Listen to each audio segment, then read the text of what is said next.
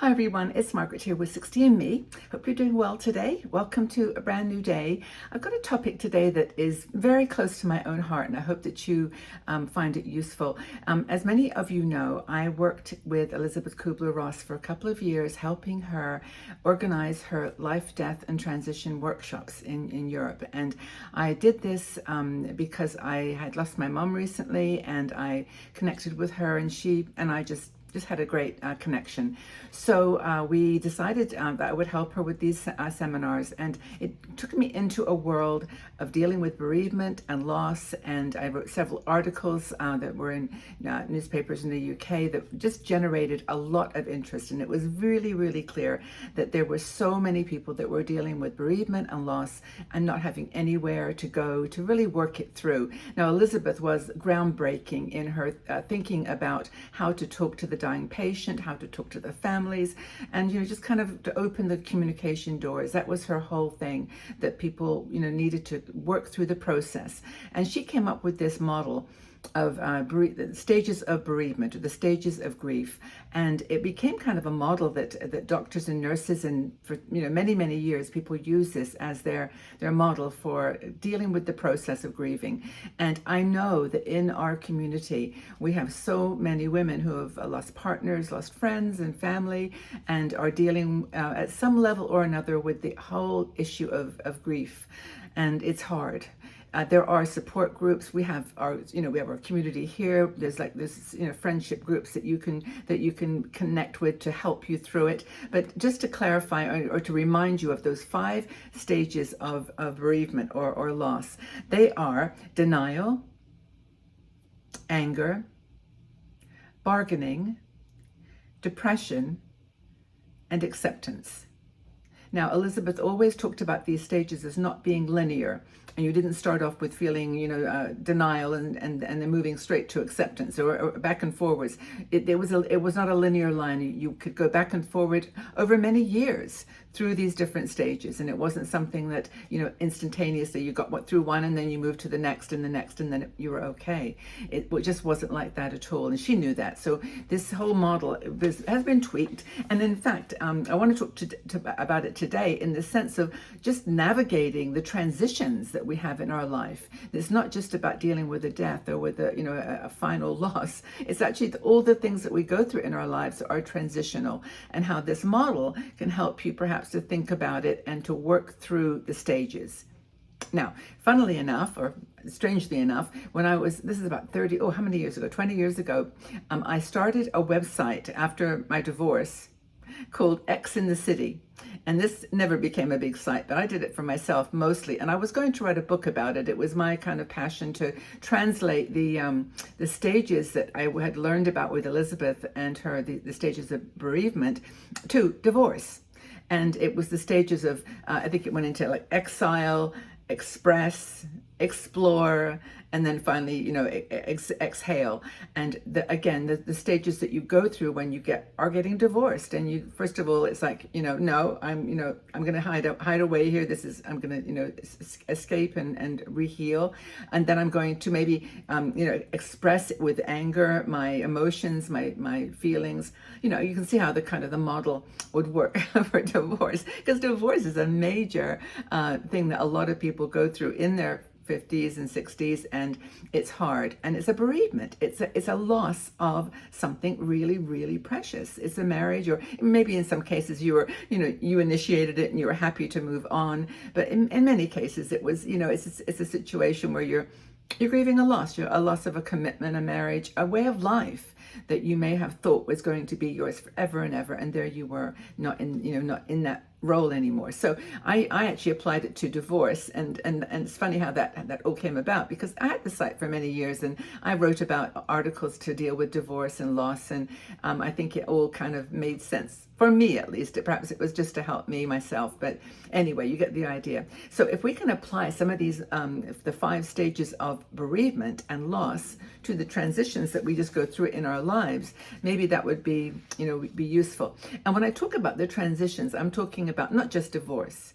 but children leaving home, the kids, children going and kids going to college, and have that empty nest syndrome.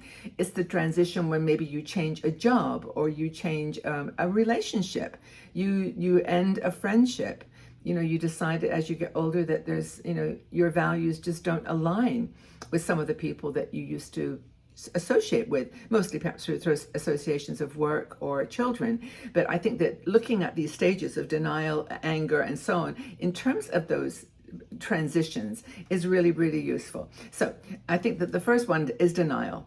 And in any of these situations, maybe not when you actively give up a friendship or you initiate the change, it's the other person that's going through this stage of denial. Like, it's kind of, disbelief and avoidance. Like, you just, it's just too painful. I really can't deal with this. I'm just blocking myself. It's a time really though when you have to acknowledge your emotions. This is where you have to, maybe reach out to people who have experienced a similar loss, and then just move that kind of frustration and that disbelief and that denial into, it's happening, it's real, it's my world, something has changed. It may not be a person that's died, but it could be a way of life that has ended, or a job, or whatever. You get the idea of how to kind of think of life transitions, and how to then apply this whole idea of denial. It happens because it's too painful. You just can't, even something that's just an end of a career, or end of a friendship. It's just really difficult. The next thing, I think, is where the reality starts to set in. And for whatever reason, you feel some anger. Now, this doesn't have to be negative anger, and it certainly can be anger towards yourself. It can be like, I made this mistake. Wasn't my, I didn't mean to do that, or that I could see how that happened. And it's that kind of anger with yourself, or anger with others, that really allows you to say, well, okay, why me? I feel betrayed, like it just shouldn't have happened. Why am I having to go through this? It's that kind of feeling of anger, and it's not necessarily violent or argumentative. It's just more, just emotions, heavy emotions. And in this time period, I think you have to deal with the emotions in a constructive way. And you have to find ways that you can express that anger, but in a way that's not going to hurt anyone, or most of all yourself. Expressing emotions through writing. You can keep a journal, you can exercise, you can travel. There's things you can do in that stage of anger to kind of diffuse it in a way, to make it have a place. There's no harm in feeling angry and upset, but it's actually having a place and then moving on. And as I said before, it's not moving on to, acceptance or whatever. It can sometimes be playing with your brain. And it's all this, the next stage, of course, with Elizabeth was bargaining.